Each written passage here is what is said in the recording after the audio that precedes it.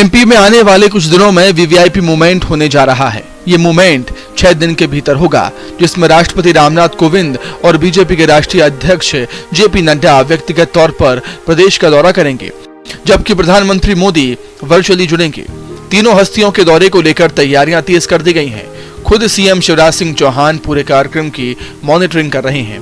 तय कार्यक्रम के मुताबिक राष्ट्रपति रामनाथ कोविंद 27 मई को राजधानी भोपाल पहुंचेंगे। वह यहां पर 3 दिन तक रहेंगे। वहीं 31 मई को प्रधानमंत्री मोदी भी मध्य प्रदेश को सौगात देंगे।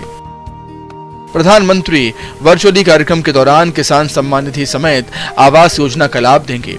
वहीं बीजेपी के राष्ट्रीय अध्यक्ष जेपी नड्डा 2 दिन के एमपी के दौरे पर आ रहे हैं। जेपी नड्डा 1 जून को भोपाल और 2 जून को जबलपुर में रहेंगे।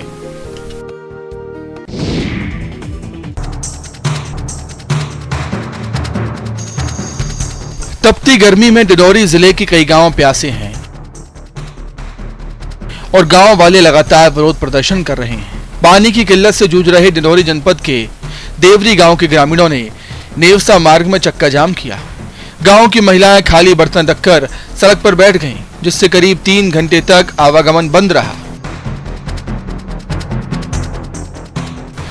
ग्रामीणों का आरोप है कि नल जल योजना के नाम पर उनके गांव में पानी की टंकी और पाइपलाइन बिछाने का काम तो कर दिया गया, लेकिन उन्हें पानी नहीं मिल रहा है। मौके पर पहुंचे पुलिस और पीएचई विभाग के अधिकारियों ने विरोध प्रदर्शन कर ग्रामीणों को समझाइश दी, तब कहीं जाकर मामला शांत हो पाया। आपको बता दें, जिले में पिछले 2 महीने में अलग अलग गांव के ग्रामीण करीब 27 बार चक्का जाम कर चुके हैं।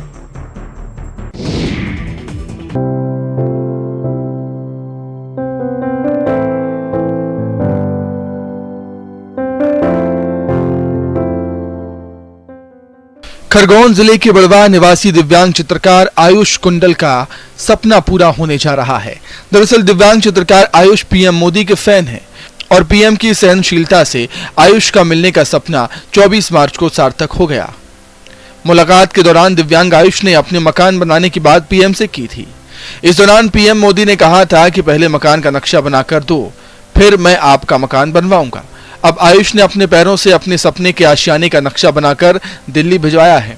गौरतलब है कि आयुष गंभीर बीमारी से पीड़ित है, जिससे वो ना तो बोल सकता है, ना ही अपने पैरों पर खड़ा हो सकता है। लेकिन अपनी चित्रकारी से न केवल देश भर के लोगों का दिल जीत रहा है, बल्कि अब पीएम मोदी भी आयुष के प्रशंसक बन गए हैं।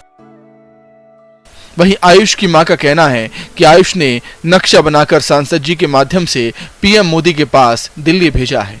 आयुष को उम्मीद है कि जल्द ही सपने का घर बनेगा।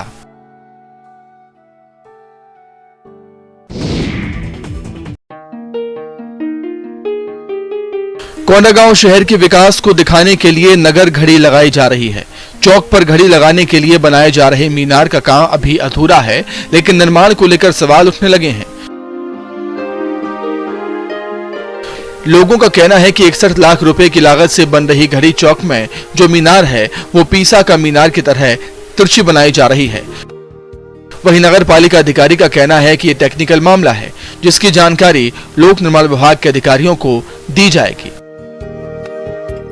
गौरतलब है कि मुख्यमंत्री के कोंडागांव आगमन के दौरान इस घड़ी चौक का लोकार्पण होना है।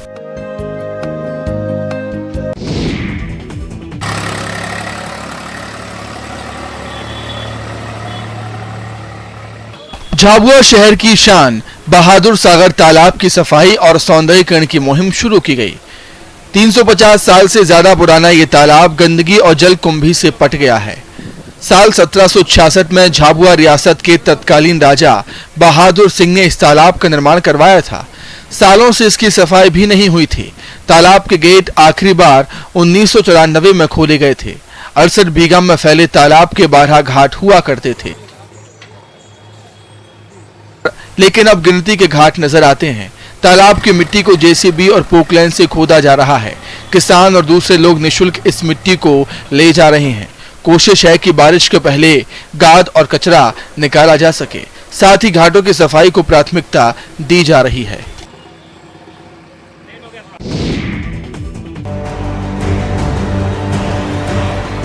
शिवपुरी में एक चलती कार में आग लग गई। कार आग की लपटों में घिर गई। गनीमत रही कि हादसे में कार सवार की जान बच गई।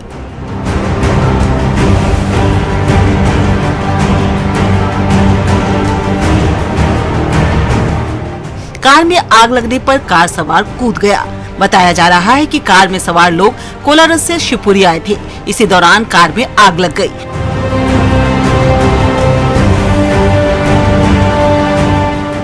इन तस्वीरों में देखा जा सकता है कैसे कार धू धू कर जल रही है। आग लगने की सूचना पर फायर ब्रिगेड और पुलिस मौके पर पहुंची। फायर ब्रिगेड ने काफी मशक्कत के बाद आग पर काबू पाया।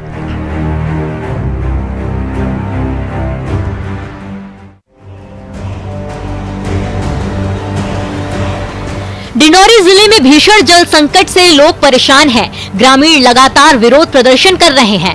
पानी की समस्या से जूझ रहे डिंडौरी जनपद के देवरी गांव के ग्रामीणों ने चक्का जाम कर दिया।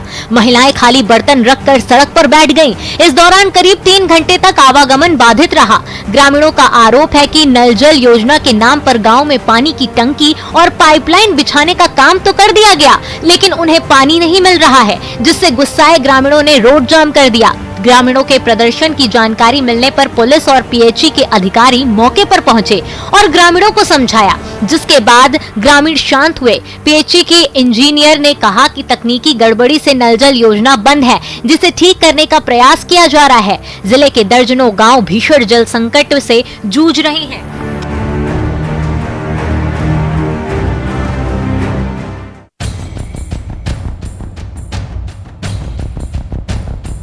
धमतरी के तिर्रा गांव के ग्रामीणों ने एक शिक्षक के खिलाफ मोर्चा खोल दिया है। ग्रामीण शिक्षक को बर्खास्त करने की मांग पर अड़ गए हैं। ग्रामीणों ने इसके लिए कलेक्टर को ज्ञापन भी सौंपा है। ग्रामीणों का आरोप है कि शिक्षक स्कूल से ज्यादा ध्यान राजनीति पर देता है। ग्रामीणों का कहना है कि शिक्षक हर बैठक में शामिल होता है और लोगों में लड़ाई कराता है। साथ ही शिक्षक पर धार्मिक आस्था में भी दखल देने का आरोप है। ग्रामीण शिक्षक को हटाए जाने की मांग कर रहे हैं और शिक्षक को न हटाए जाने पर आंदोलन की बात कर रहे हैं। कलेक्टर ने मामले की जांच के बाद कार्रवाई की बात कही है। सुरक्षा बलों के जवान एवं विगत वर्षों तथा वर्तमान में नक्सल हिंसा में शहीद हुए अन्य सभी भाई बहनों को के लिए हम श्रद्धांजलि अर्पित करते हैं।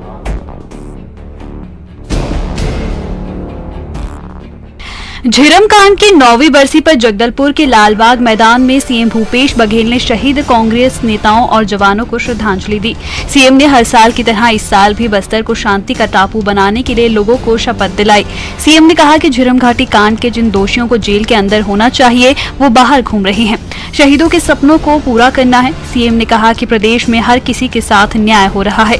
इस दौरान सीएम ने झिरम के शहीदों को नमन करते हुए जगदलपुर में बनाए गए झिरम घाटी शहीद स्मारक का लोकार्पण भी किया।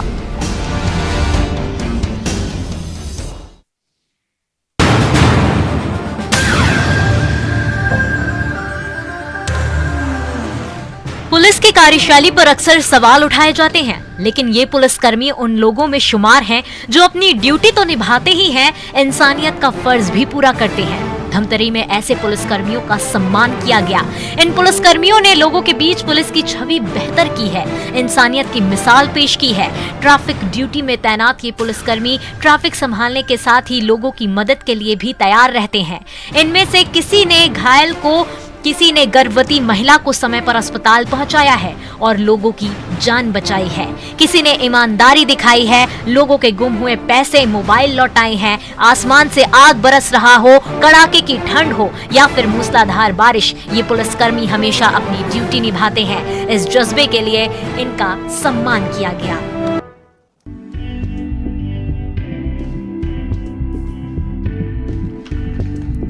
जर्जर बिल्डिंग, टूटे बेंच, गायब शिक्षक। शासकीय स्कूल के आमतौर पर लोगों की यही सोच रहती है, लेकिन कवर्धा के कापादह गांव के शासकीय स्कूल की अलग पहचान है। इस स्कूल के बोर्ड एग्जाम का रिजल्ट हर साल 100% रहता है। स्कूल के छात्र बोर्ड परीक्षा में फर्स्ट डिवीजन से पास होते हैं। इस उपलब्धि में छात्रों के साथ ही शिक्षकों की कड़ी मेहनत भी है। इस स्कूल में छात्रों पर निजी स्कूल की तरह ध्यान दिया जाता है। जो छात्र कमजोर है उन्हें अलग से समय दिया जाता है। अगर छात्र स्कूल नहीं आते हैं तो फोन किया जाता है। स्कूल में रोज क्लास लगती है। स्कूल में छात्रों के लिए हर तरह की सुविधाएं मौजूद हैं। ये शासकीय स्कूल किसी निजी स्कूल से कम नहीं लगता।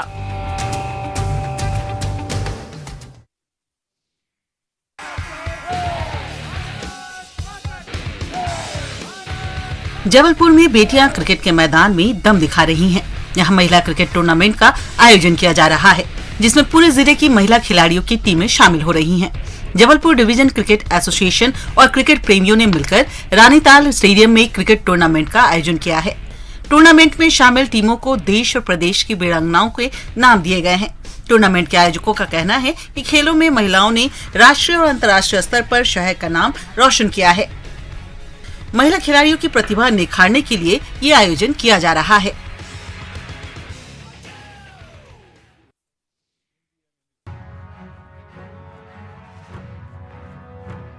हिंदी इंग्लिश के फेर में इंदौर के देवी अहिल्या विश्वविद्यालय के कई छात्र फंस गए। छात्र विश्वविद्यालय की जन सुनवाई में पहुंचे थे। इस दौरान बीबीए 3rd सेमेस्टर के छात्र अपनी परेशानी लेकर पहुंचे। छात्रों का कहना था कि हाल ही में हुई परीक्षा में उन्होंने हिंदी में उत्तर लिखे थे, लेकिन हिंदी में परीक्षा देना भारी पड़ गया। छात्रों को परीक्षा में 0 मार्क्स दिए गए। छात्रों ने परीक्षा नियंत्रक को अपनी समस्या बताई। परीक्षा नियंत्रक ने कहा कि प्रोफेशनल कोर्सेज में उत्तर हिंदी में लिखना है या इंग्लिश में, इसे लेकर कंफ्यूजन है। ऐसे में ये मामला परीक्षा समिति में रखा जाएगा और इसके बाद फैसला लिया जाएगा।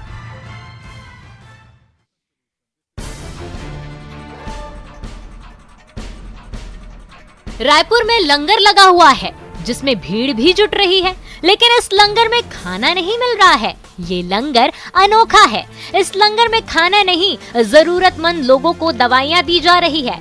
ये लंगर सिख फोरम और कांग्रेस विधायक कुलदीप जुनेजा की पहल पर शुरू किया गया है। इस लंगर में न सिर्फ मुफ्त में दवाइयां दी जाती है, बल्कि मेडिकल परामर्श भी मरीजों को दिया जाता है। इस दवाई लंगर में डॉक्टरों की टीम मौजूद रहेगी, जो मरीजों का मुफ्त में इलाज करेगी। इस लंगर के आयोजक कुलदीप जुनेजा का कहना है कि यहाँ जरूरतमंदों को फ्री में दवाइयां दी जाएगी। इस पहल की तारीफ की जा रही है।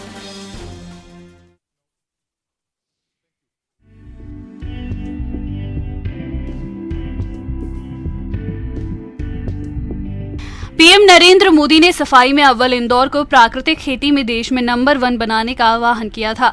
इस पर अमल शुरू हो गया है, जिसमें प्राकृतिक खेती को जन आंदोलन बनाने के लिए किसानों को जिला प्रशासन ट्रेनिंग दे रहा है। कलेक्टर कृषि विभाग के अमले के साथ सिमरोल गांव पहुंची, जहां उन्होंने किसानों को प्राकृतिक खेती के फायदे बताए और किसानों को ट्रेनिंग भी दी। इसके साथ ही किसानों से प्राकृतिक खेती करने के लिए संकल्प पत्र भी भरवाए गए। कलेक्टर का कहना है कि इंदौर को प्राकृतिक खेती में नंबर 1 बनाने की तैयारी शुरू हो गई है। हर गाँव में कृषि विभाग के अधिकारी किसानों को मोटिवेट करेंगे और उन्हें ट्रेनिंग देंगे और ये किसान पूरे गांव में प्राकृतिक खेती कराएंगे। पीएम मोदी ने एमपी की स्टार्टअप पॉलिसी लॉन्च करते समय लोगों से आह्वान किया था कि जिस तरह इंदौर सफाई में नंबर 1 है, उसी तरह प्राकृतिक खेती में भी देश के सामने मिसाल पेश करें।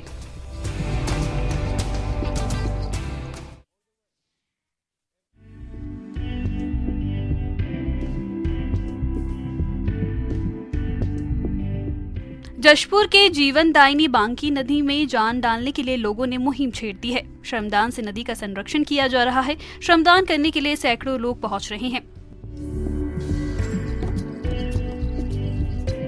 बच्चे, बुजुर्ग, महिलाएं सभी नदी को बचाने में जुटे हैं। इस दौरान बच्चों ने देखा कि श्रमदान के साथ नदी के लिए पैसों की भी जरूरत है। इसके बाद बच्चों ने भी मदद करने की ठानी और अपना गुल्लक लेकर कलेक्टर के पास पहुंच गए।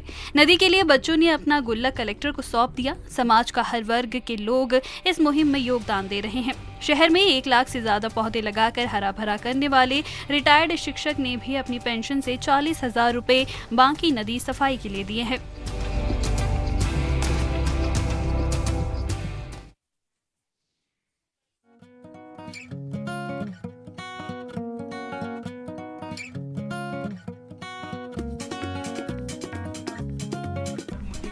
सिवनी का पेंच टाइगर रिजर्व बाघों को खूब भा रहा है। टाइगर रिजर्व प्रबंधन के मुताबिक यहाँ बाघों के लिहाज से अनुकूल माहौल है। टाइगर रिजर्व क्षेत्र में 25 से 30 ऐसी मादा बाघिन हैं जो लगातार शावकों को जन्म दे रही हैं। टाइगर रिजर्व में फिलहाल बाघों की संख्या 70 से ज्यादा है। इसके साथ ही 20 से ज्यादा शावक भी मौजूद हैं। टाइगर रिजर्व में बाघों की गिनती का काम पूरा कर लिया गया है और इसका data Dehradun wild life institute को भेज दिया गया है, जिसके बाद फाइनल आंकड़े जारी किए जाएंगे और उम्मीद है कि जब आंकड़े जारी होंगे तो पेंच टाइगर रिजर्व के साथ ही एमपी के लिए भी खुशखबरी आएगी।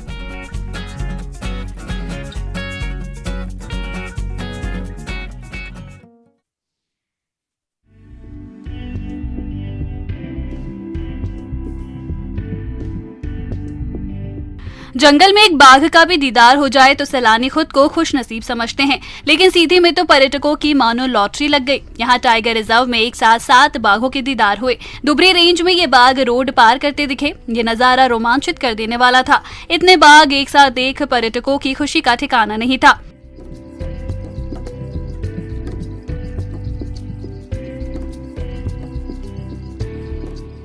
पर्यटकों ने ये शानदार नजारा अपने कैमरे में कैद किया, जिसमें 7 बाघ रोड पार करते दिख रहे हैं।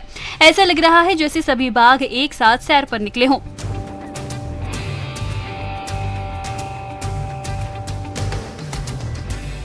टाइगर रिजर्व बाघों से गुलजार है। बताया जा रहा है यहाँ पहली बार इतने बाघ एक साथ दिखे हैं।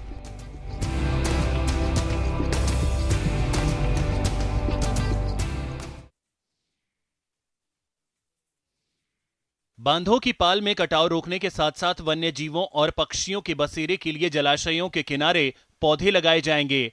इसके लिए वन विभाग ने एक विस्तृत प्लान तैयार किया है, जिसके अनुसार जैसे ही मानसून की बारिश होगी, विभाग बांधों, इनिकटों, तालाबों, तलाइयों की पालों की ऊपरी सतह पर सीड्स के जरिए पौधारोपण करेगा। सीड्स के माध्यम से ऐसे पेड़ लगाए जाएंगे जिनसे पक्षियों को बसेरा और खाना पीना मिल सके। साथ ही अधिक से अधिक पौधे जब जलाशय के चारों ओर लगेंगे तो बारिश भी अच्छी होगी और पानी की आवक भी अधिक होगी।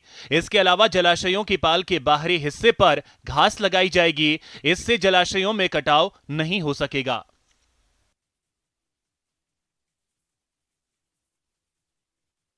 प्लांटेशन एरियाज में जो वाटर हार्वेस्टिंग स्ट्रक्चर्स है, जिसमें ट्रेंचेस है, चेक डैम्स है, एनिकट्स है, तलाई है, इनके जो माउंट्स पे हम सीड सोइंग के थ्रू हम इस बार प्लांटिंग करेंगे।